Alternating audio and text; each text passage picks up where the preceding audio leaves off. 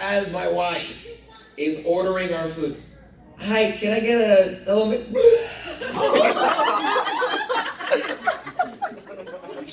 I'm sorry, sir. Can you say that again? Yeah, can I get a Dolomite?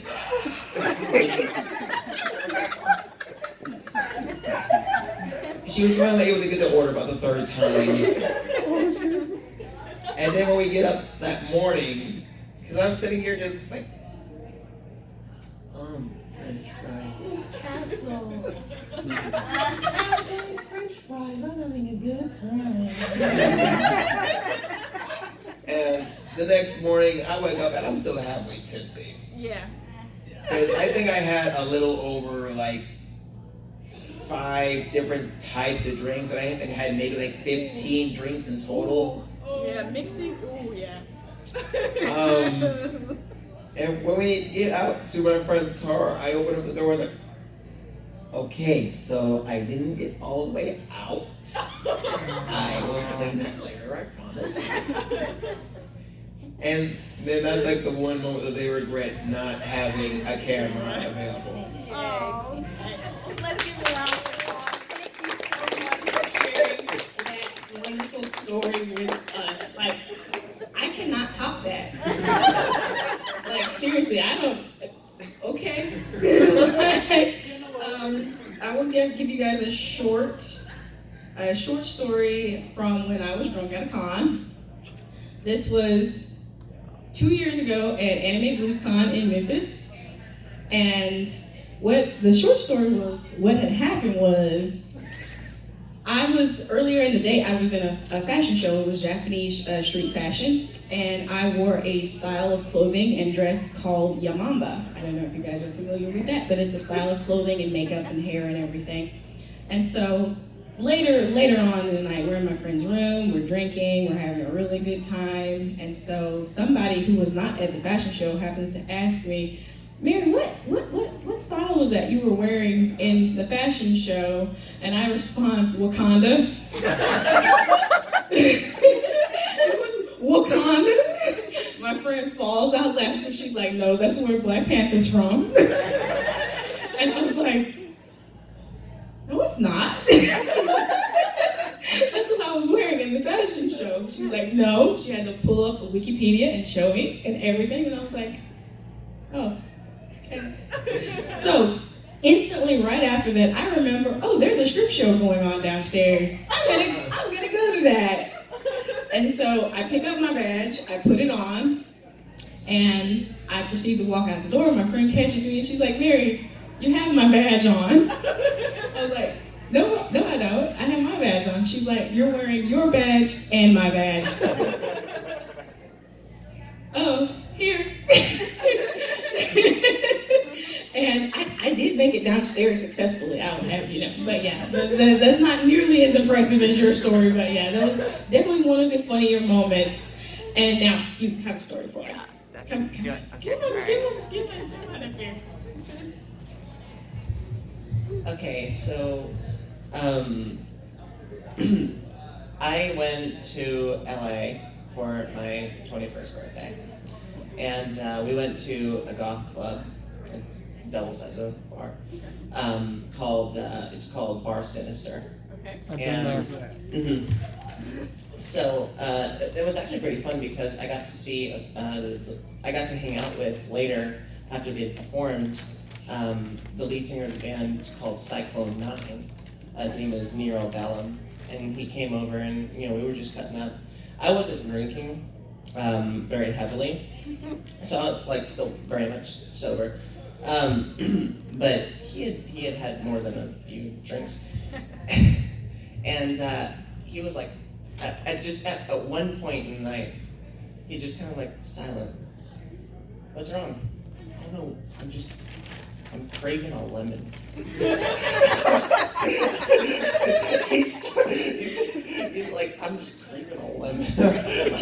Okay. So rather than be the sensible person that I would assume people would be, I guess because he was drunk, he starts looking at other tables. And he spots this other table across the bar and goes up to this girl, and this I'm like watching him walk over there, and she knows who he is because it's a pretty popular band within like the Gothic community.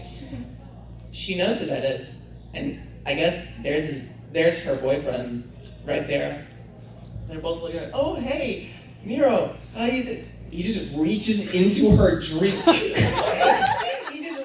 He doesn't even like acknowledge that these people exist. He just reaches into this girl's drink and pulls out the lemon and starts sucking on it. Right in front of them, and my jaw drops to the floor. And he goes, thanks for the lemon. So it gets better. So the guy is like, what?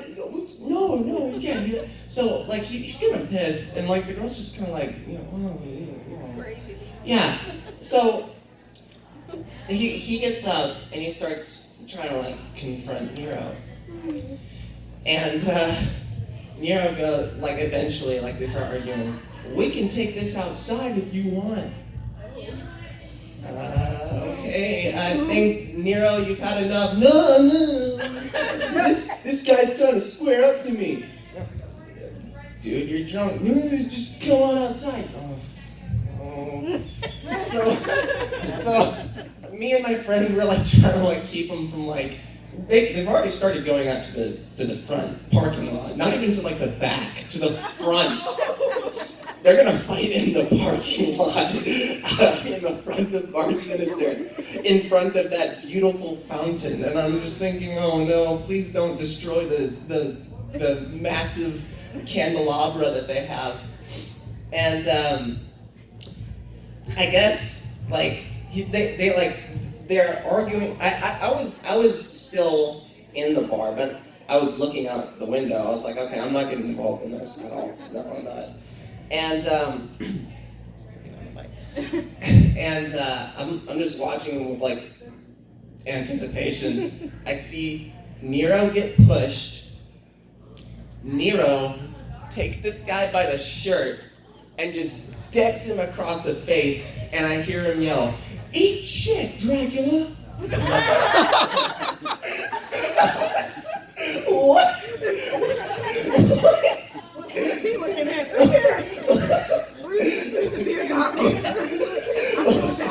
I was like, okay, all right, show's over. So like eventually, like I called over, some people from security, and I was like, you need to stop that. So yeah, that's my bar story. Awesome.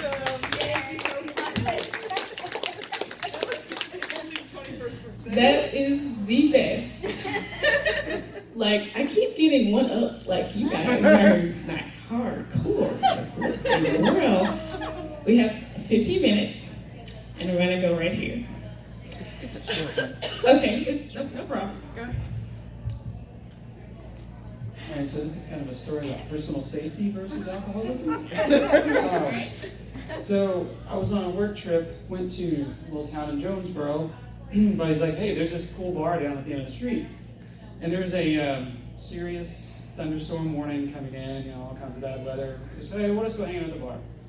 There about 10 minutes, had a couple beers, all of a sudden the power goes out. I'm like, oh, okay. And it's pitch black, so we got our cell phone lights on, and we're just kind of trying to see what we're drinking, and then sirens start coming on.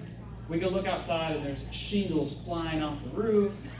Just kind of hanging out, just sipping on beer, and then all of a sudden the bartender comes, hey, we have a storm shelter out in the back. It's not connected to the building. You guys want to kind of go, because of this craziness, and we're talking shingles coming off the roof still. I'm like, okay. So everybody kind of gets up, grabs their beer. We get about halfway to the door, and the bartender says, oh, you can't bring your alcohol. Sorry. Literally everybody sat back down and started drinking. And then that was just kind of the rest of the night, just waiting on that to happen. Whatever happens, happens. It's like, screw the storm. 5? Okay.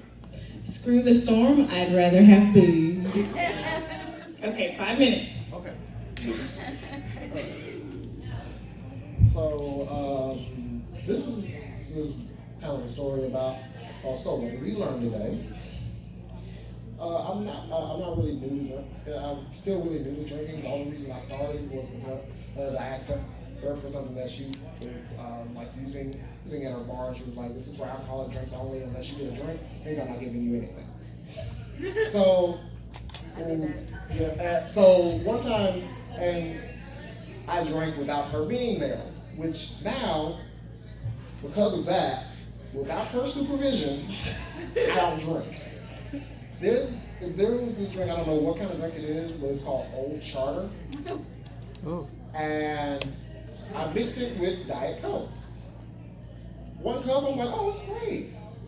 Hey, then I go back and get a little more, and I mix it myself this time. So, what did we learn?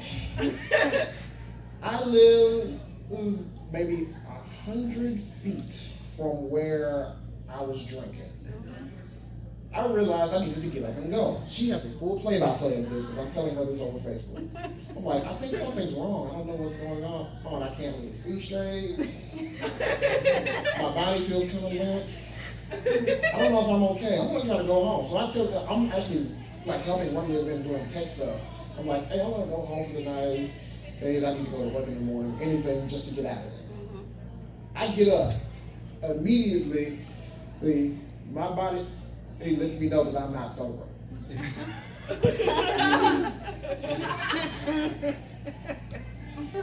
anybody just see that? No? Okay. Start walking towards the door some more.